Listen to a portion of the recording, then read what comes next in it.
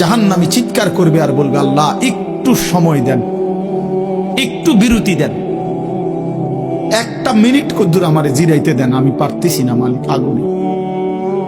এই মালিক, আমার শরীরটা জইলা পুরা ছাই হয়ে গেছে, আমি আর পারছি না মাওলা, আমার একটু বিরতি দেন, 10টা মিনিট কদ্দুর বিরতি দেন, এই আগুন আমি সইতে পারছি না। আল্লাহ তাআলা বলবেন, লা ইউফাত্তারু আনহু, না নাফরমান, 1 সেকেন্ডের বিরতি মিলবে না।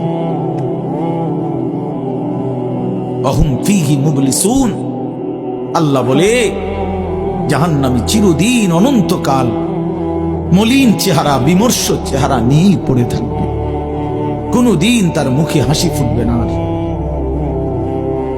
ওমা যালামনাহুম ওয়ালাকিন কানু হুমুজ জালিমিন, আল্লাহ তখন বলবে, নাফরমান জাহান্নামী, আমি তো তোমার উপরে জুলুম করি নাই বান্দা, তুমি তো নিজেই নিজের উপরে জুলুম করেছিলে, আমি জুলুম করি নাই। আমি যতগুলো হুকুম করেছি, যতগুলো নিষেধ করেছি বান্দা, প্রতিটা হুকুম পালন করার যোগ্যতাও আমি শরীরে দিয়েছি। তুমি যদি রুকু করতে না পারতা আমি বলতাম না, তুমি যদি সেজদা করতে না পারতা তাইলে আমি হুকুম করতাম না। আমি তো গাছকে বলি নাই সেজদা করতে, তোমারে বলছি। আমি তো মাছকে বলি নাই সেজদা করতে, তোমাকে বলেছি, কারণ তোমাকে তো যোগ্যতাও দিয়েছি।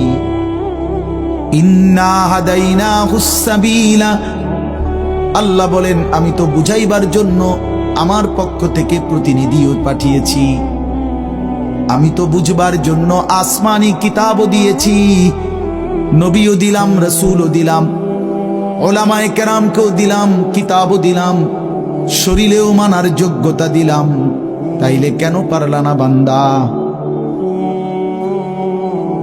নামাজ পড়ার যোগ্যতাও আছে, বুঝাইয়া বলার লোকও আছে, বুঝবার মতো কিতাবও আছে, কেন পড়লেন না